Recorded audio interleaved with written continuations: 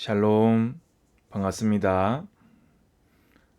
오늘도 하나님께 예배 드립니다. 기도합니다.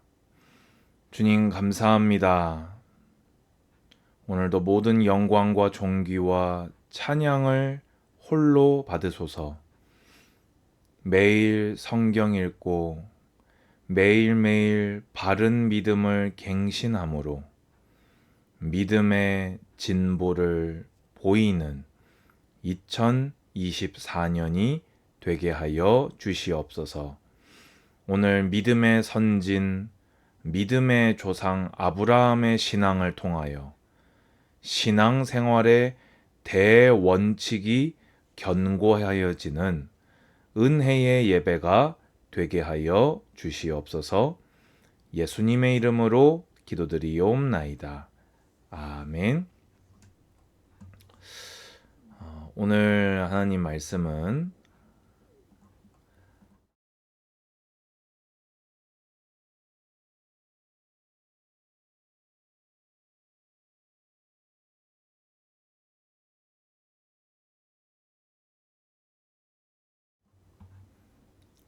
7절 제가 읽습니다. 하늘의 하나님 여호와께서 나를 내 아버지의 집과 내 고향 땅에서 떠나게 하시고 내게 말씀하시며 내게 맹세하여 이르시기를 이 땅을 내 씨에게 주리라 하셨으니 그가 그 사자를 너보다 앞서 보내실지라 내가 거기서 내 아들을 위하여 아내를 택할지니라. 아멘. 오늘은 제가 제목에 신경을 조금 썼습니다. 원래는 제가 보통 이제 이 성경 구절 안에서 이렇게 어디 갔지요? 주리라 하셨으니 이걸 제목으로 처음엔 잡았다가 신앙생활의 대원칙으로 제목을 바꾸었습니다. 대원칙이 무슨 뜻입니까? 근본이 되는 가장 중요한 원칙을 대원칙이라고 합니다. 신앙생활에서 근본이 되는 가장 중요한 원칙이 무엇입니까? 신앙생활에서요. 하나님을 기쁘시게 하고 하나님께 영광 돌리는 것입니다. 그러기 위해서는 하나님의 말씀을 믿는 믿음을 따라서 행하는 것이 신앙생활의 대원칙일 것입니다. 다시 말씀드립니다. 그리스도인의 신앙생활의 대원칙은 하나님의 말씀을 믿는 믿음을 따라 행하는 것이 우리의 대원칙입니다. 근데 이런 말씀을 드리는 이유는요. 요즘 많은 성도들과 또 청년들을 볼 때 신앙생활의 대원칙이 바르지 못한 경우들이 많은 것 같습니다. 상황 중요합니까? 중요하지 않습니까? 상황 중요합니다. 그렇지요. 내 목적, 내가 이루고자 하는 어떤 소원, 나의 동기 중요합니까? 중요하지 않습니까? 아주 중요합니다. 그런데 그것은 신앙생활의 대원칙이 되어서는 안 됩니다. 저는 이렇게 목사로 이렇게 살다 보니까요. 많은 분들로부터 이러이러하게 되었다. 이런 결정을 내리게 되었다. 이번에 이렇게 하고자 한다라고 이야기를 할 때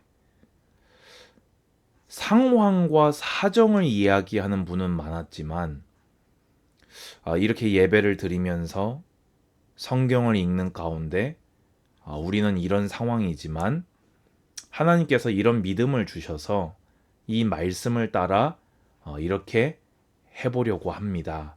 라고 말하는 경우는 잘 듣지 못한 것 같습니다. 그럴 때 제 마음에 잘 되었으면 좋겠다. 이런 마음보다는 불안과 걱정이 먼저 들게 됩니다. 이 분이 하나님의 뜻을 따라 행하려고 고민하지 않았구나. 이 상황을 모면하려고 고민을 많이 했구나. 이 상황 가운데서도 열심히 살으려고 애썼구나. 그건 나쁜 게 아닙니다. 그런데 성도라고 했을 때는 우리의 신앙 생활에는 대원칙이 있습니다. 근본이 되는 가장 중요한 원칙이 있어요. 우리는 하나님의 뜻을 따라 하나님을 기쁘시게 하는 삶을 살아야 한다는 것입니다. 그거를 가능케 하는 게 무엇입니까? 하나님의 말씀을 믿는 믿음이 모든 상황에도 불구하고 하나님의 뜻을 따라 살도록 나를 이끌어 간다는 것입니다. 자, 그럼 오늘 본문을 통해서 보도록 하겠습니다. 아브라함이 나이가 많아 늙었고요. 이제 이삭이 다음 때 언약의 바톤을 이어가야 할 때 아브라함이 자기 종에게, 아마도 이제 엘리에셀 아니겠습니까? 이 늙은 종에게 맹세를 하라고 하죠. 이건 당시에 최고의 맹세법입니다. 그래서 맹세를 시켜요. 뭐라고 맹세를 시키냐? 첫 번째로 가나안 땅에서 내 아들 이삭의 아내를 택하면 안 된다. 두 번째 맹세를 시킵니다. 내 고향 땅, 여기서 얘기한 거는 갈대아 우르라기보다는 하란이지요. 하란에 가서 내 아들 이삭을 위해서 아내를 택해라. 근데 이제 종이 질문을 해요. 근데 그 여자가 대략 한 800km 떨어졌다고 하거든요. 그 당시 800km면은 거의 뭐 지구 끝 아닙니까? 그 여자가 안 오려고 하는 게 좀 상식적인 반응이잖아요. 그러면 안 오려고 하면은 이삭을 그리로 데리고 갈까요? 라고 했을 때 아브라함의 세 번째 명령은 그 여자에게 아들을 데리고 가서는 안 된다라는 것입니다. 자, 아브라함의 이 세 가지는요, 상식적으로 볼 때 잘 이해가 안 가는 명령들입니다. 여러분, 지금 아브라함은요, 가나안 원주민이 아니에요. 요즘도 텃세 하는데요. 이 당시 텃세는 뭐 이루 말로 할 수가 없습니다. 우물 내가 팠는데 그냥 비켜라 이러면 우물 뺏겨요. 그게 그 당시 텃세거든요. 그런데 그 텃세를 한 방에 해결하는 방법이 있습니다. 뭡니까? 아들 이삭을 정략 결혼시키는 거예요. 그 가나안 땅에서 가장 유력한 자에게 정략 결혼 딱 시켜버리잖아요. 텃세가 어디 있습니까? 가족인데요. 아들 이삭이요, 가나안 땅에서 큰 소리 떵떵 치면서 성공되게 살 수 있는 겁니다. 그런데 아브라함은 왜 가나안은 안 된다고 했습니까? 아브라함의 신앙생활의 대원칙은요, 하나님의 뜻을 따라 사는 것이었기 때문에 그렇습니다. 그런데 이 가나안 족속의 딸은 어떤 여인입니까? 하나님을 따라 살지 않는 우상 숭배하는 여자인 것입니다.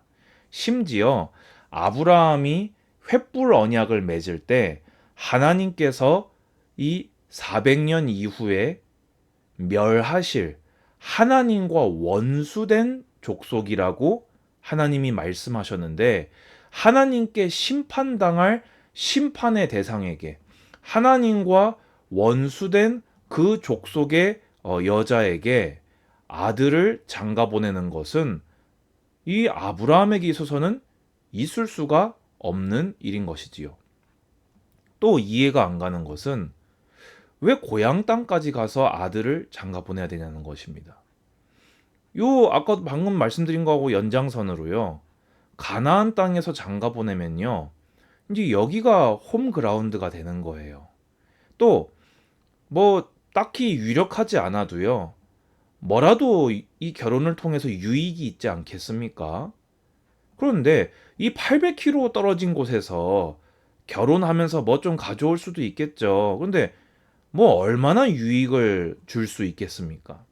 근데 아브라함은 왜 이 고향 땅 내 족속에서 이삭을 위하여 아내를 택하라고 했습니까? 뭐 어떤 학자는 뭐 혈통의 순수성을 위해서다. 근데 뭐 그건 제가 잘 모르겠어요. 근데 분명한 것은 그래도 뭐 확실하지는 않지만 분명하지는 않지만 적어도 여호와에 대한 지식이 있고 여호와를 두려워할 줄 아는 자들이 아브라함의 가족이었던 것 같습니다. 이거는 성경의 내부의 여러 가지 대화들의 정황을 보면은 알 수 있는 것이지요. 그러면 첫 번째, 두 번째 이런 명령을 내린 목적이 뭐였습니까? 아브라함은 하나님을 섬겨 살아야 되기 때문에 신앙의 순수성을 위해서 비록 물질적으로는 유익이 없다 할지라도 신앙의 순수성 하나를 위해서 이런 결정을 했던 것입니다. 그런데 더 중요한 이유가 있어요. 무엇입니까?